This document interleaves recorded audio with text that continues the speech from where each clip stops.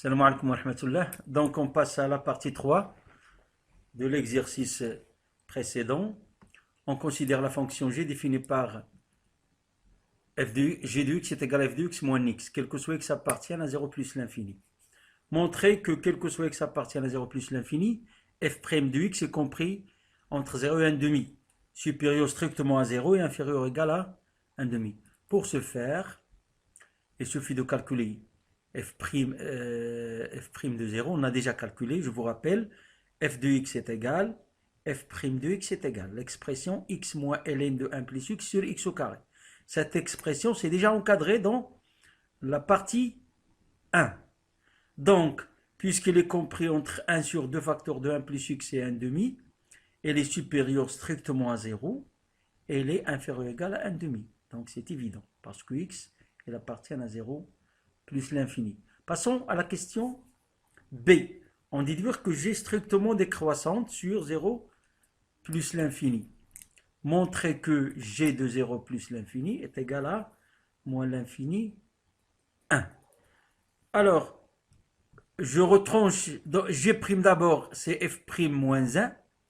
Dans cet encadrement, je retranche 1 de chaque côté. Je vais avoir moins 1 inférieur strictement à f' moins 1 inférieur ou égal à moins 1 demi. C'est-à-dire que g', il est compris entre moins 1 et moins 1 demi, c'est-à-dire qu'il est strictement négatif. Donc, la fonction g est strictement décroissante sur 0 plus l'infini. Alors, puisqu'il est strictement décroissante, g de 0 plus l'infini sera égal la limite lorsqu'x tend vers plus l'infini de g de x, et ici, la limite lorsqu'x tend vers 0 plus de g de x. Reste à calculer ces deux limites. Passons à la correction. Voilà, comme j'ai dit, pour le petit a, c'est évident, puisqu'on a déjà l'encadrement de cette expression. Donc on aboutit à f', il est compris entre 0 et 1 demi, ce qu'il faut démontrer. Pour le petit b, on a dit déjà que g' est égal à f' moins 1, et on arrive à encadrer g' entre moins 1 et moins 1 demi, donc elle est négative. Par suite, la fonction est décroissante. Alors, pour l'image de l'intervalle 0 plus l'infini, on va calculer les limites. Limite lorsque x tend vers plus l'infini de g dx sera égal à moins l'infini. Donc, on a déjà calculé limite de f dx lorsque x tend vers plus l'infini. C'est égal à plus l'infini. Donc, moins x, c'est-à-dire moins l'infini, forme indéterminée. Je factorise par x et ainsi de suite, jusqu'à ce qu'on arrive à limite de g de x lorsque x tend vers plus l'infini est égal à moins l'infini. Voilà. Je factorise ici par x. Donc ça va donner f de x sur x moins 1. Cette limite, c'est déjà calculé, c'est un 0. Comme on avait vu, trouvé que c de f admet une branche parabolique de direction au x. Donc cette limite, c'est 0. 0 moins 1, c'est moins 1. Moins 1 fois plus l'infini, c'est moins l'infini. Très bien. Alors, pour le 0, de même, on trouve la limite lorsque x tend vers 0 plus de g de x. Ça va donner f de x tend vers 1. 1 moins 0, c'est 1. Donc la limite est égale à 1. Par suite, l'image de l'intervalle 0 plus l'infini, voilà, est égale. Donc passons à la question, revenons à la question.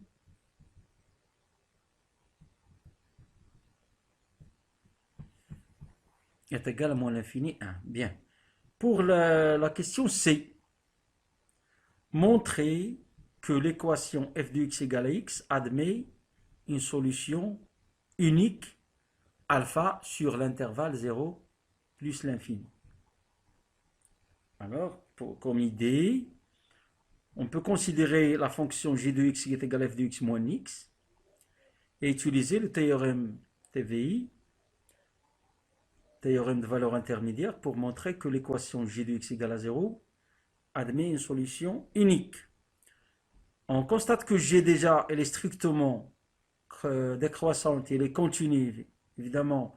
Donc, puisqu'elle est continue strictement décroissante, s'il existe une solution, elle sera unique. Pour montrer l'existence de la solution, on va remarquer que limite lorsque G tend vers plus l'infini, c'est moins l'infini. Et lorsque G tend vers 0, c'était égal à 1. Montrer que l'équation f de x égale à x admet une solution unique alpha sur 0 plus l'infini. Donc, comme j'ai déjà dit, voilà la réponse. Petit c, on a g continu sur 0 plus l'infini, g strictement décroissante sur 0 plus l'infini, 0 appartient à g de 0 plus l'infini qui est égal à moins l'infini 1, donc 0, il appartient à moins l'infini 1. Voilà les conditions pour dire que, d'après le théorème des valeurs intermédiaires, que g de x égale à 0 admet une solution unique alpha sur 0 plus l'infini. Et par suite, l'équation f de x égale à x admet une solution unique alpha sur 0 plus l'infini. Donc, reste à répondre à la deuxième question. Passons à l'exercice. Deuxièmement, soit à un réel de l'intervalle 0 plus l'infini, on considère la suite un, n appartient à n, définie par u0 est égal à a, et quel que soit n appartient à n, un plus 1 est égal à f de un. Donc c'est une suite récurrente définie par son premier terme et l'expression de récurrence. Montrer que quel que soit n appartient à n, un est supérieur à 0. Voilà, dans cette question, on peut penser au raisonnement par récurrence, qui se base sur les 3 étapes. Voilà, passons à la réponse, c'est facile. Donc pour n égale à 0, voilà, je commence ici. Pour n égale à 0, on a u0 est égal à a. Et a est strictement positif. Donc la condition est vérifiée pour u0. Soit n appartient à n, supposons que un est positif, montrant que un plus 1 est strictement positif. On a d'après l'hypothèse de récurrence un elle est positive, et f elle est croissante, donc f de un est supérieur strictement voilà, à f de 0. F de 0 c'était 1, voilà. F de un supérieur à f de 0, donc un plus 1 supérieur à 1 qui est strictement supérieur à 0. D'après le raisonnement par récurrence, quel que soit n appartient à grand n, un est strictement positif. Et à la question petit b. Petit b de la question 2. Question b, petit b, montrer que quel que soit n appartient à n, valeur absolue de n plus 1 moins alpha est inférieur ou égal à 1 demi fois valeur absolue de un moins alpha. Il faut se rappeler que un plus 1 c'est f de un et que alpha c'est f de alpha. Parce que l'équation g de x égale à 0 admet une solution unique alpha. C'est-à-dire f de x moins f de alpha moins alpha égale à 0 et par suite f de alpha est égal à alpha. Donc ça devient f de un moins f de alpha en valeur absolue est inférieur à 1 demi valeur absolue de n moins alpha.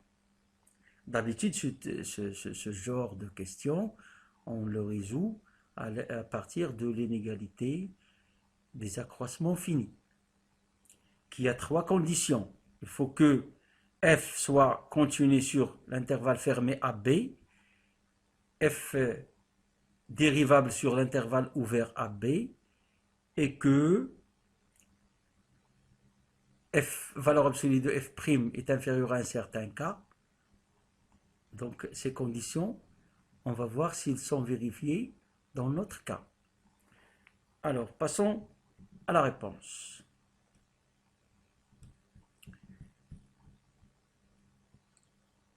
Voilà, pour petit b, je dis,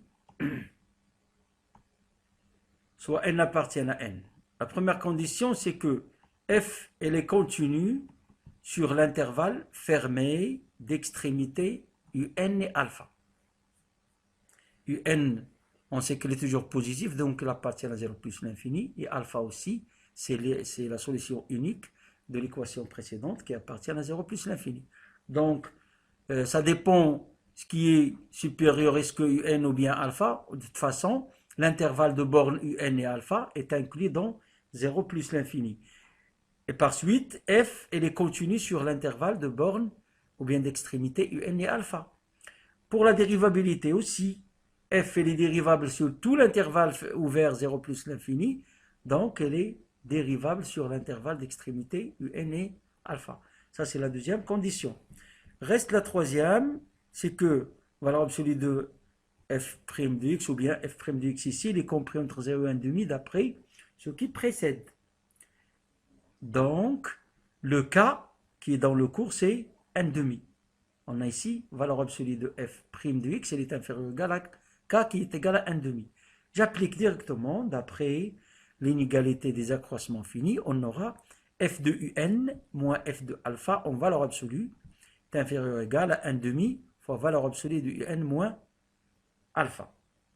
Et par suite, quel que soit n appartienne à n, valeur absolue de un plus 1 moins alpha, parce que ce un plus 1 c'est f de un, et le f de alpha est égal à alpha. Voilà. Pour justifier, f de un est égal à un plus 1, f de alpha est égal à alpha. Ça c'est la réponse de la question B. Passons à la question C. Alors, montrer par récurrence que quel que soit n appartient à grand N, valeur absolue de un moins alpha est inférieure ou égale à 1 sur 2 puissance n fois valeur absolue de a moins alpha. Il y a déjà l'indication montrée par récurrence. Donc il suffit de vérifier les trois étapes de la récurrence. Pour n égale à 0, supposons que la proposition est vraie pour n et montrons qu'elle est vraie pour n plus 1. C'est simple, passons à la réponse. Pour n est égal à 0, vous voyez, on a u0 moins alpha qui est égal à a moins alpha, puisque le premier terme u0 c'est a. Et 1 demi puissance n fois valeur absolue de a moins alpha est égal à valeur absolue de a moins alpha, donc les valeurs sont égaux. Et par suite, valeur absolue de n moins alpha est inférieure ou égale à 1 demi puissance 0 fois valeur absolue de a moins alpha. Dans notre cas, ils sont égaux. Si n, soit n appartient à n, supposons que la proposition est vraie pour n, valeur absolue de un moins alpha est inférieure ou égale à 1 demi puissance n fois valeur absolue de a moins alpha. Et montrons que valeur absolue de n plus 1 moins alpha est inférieure ou égale à 1 demi puissance n plus 1 fois valeur absolue de a moins alpha. D'accord? On a d'après la question précédente. Valeur absolue de n plus 1 moins alpha est inférieure ou égale à 1 demi valeur absolue de u moins alpha. Donc reste à majorer valeur absolue de u moins alpha. Et on a d'après l'hypothèse de récurrence, valeur absolue de n moins alpha est inférieure à 1 demi puissance n fois valeur absolue de a moins alpha. Donc, 1 demi valeur absolue de n moins alpha est inférieure à 1 demi puissance n plus 1 valeur absolue de a moins alpha. J'ai multiplié ici par 1 demi et ici par 1 demi. D'après ces deux résultats, d'après les deux résultats, celle-ci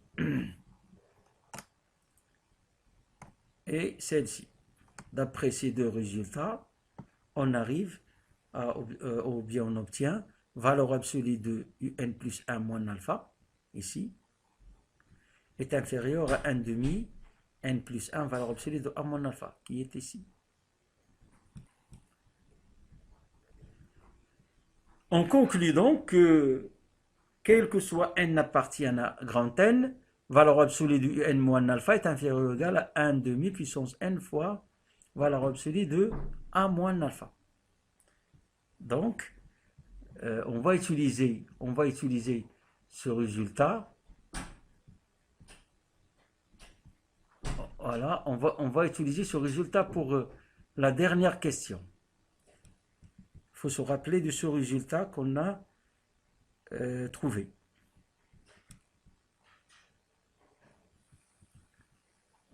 Il faut se rappeler de ça. Voilà. Passons à la question D.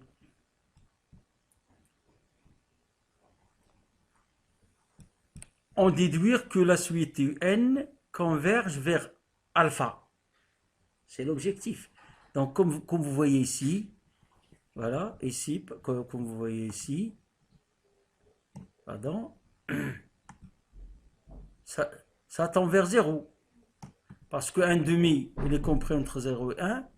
Donc, ça, la limite 1 sur 2 puissance n tend vers 0. Ça, c'est une constante positive. Le tout tend vers 0.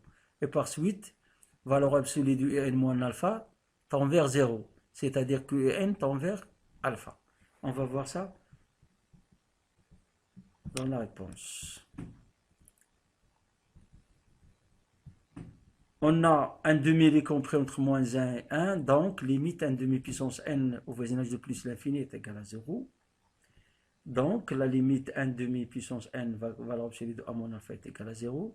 Et comme quel que soit n, on a un moins alpha est inférieur ou égal à 1 demi puissance n fois valeur absolue de a moins alpha, en utilisant les critères de limite, on trouve que limite de un est égale à alpha. Comme ça, on a terminé la partie 3 de l'exercice et on a terminé tout l'exercice. Donc, on se verra dans un vidéo prochain, Inch'Allah. Merci.